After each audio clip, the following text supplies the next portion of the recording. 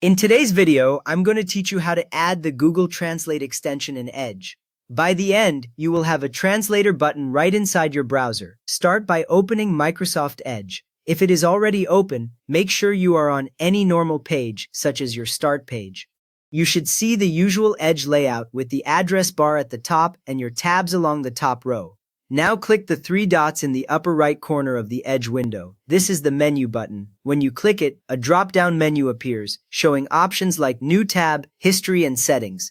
We will focus only on the items related to extensions. From that menu, tap Extension. The wording may be extensions, but it will be the item with the puzzle piece icon. When you select it, a small panel or page opens that lists extensions you already have installed, which might be empty if you never added any before. Next, click Get Extension from Microsoft Edge. This link usually appears inside that extensions panel. Once you click it, Edge opens a new tab for you.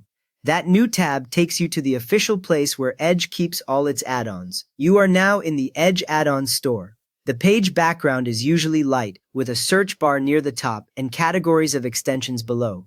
This store is safe to use because it is provided by Microsoft, so updates and installs are handled automatically in the background. In the search box, type Google Translate or Translator, then press Enter or click the search icon. The page refreshes and shows a list of translator extensions that match what you typed. You will normally see Google Translate near the top, along with other translator options. Select a translator extension you want, click on its name or its tile to open its details page.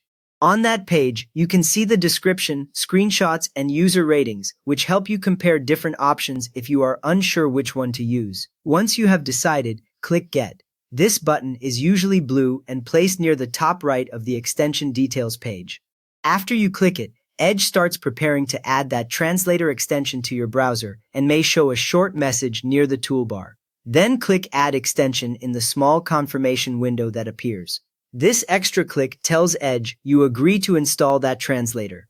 The window shows what permissions the extension needs, such as reading the page content to translate it.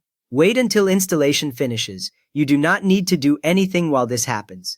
After a few seconds, you should see a brief notification on the screen, often near the top right, saying the extension has been added to Microsoft Edge. The translator icon will appear near the Edge toolbar.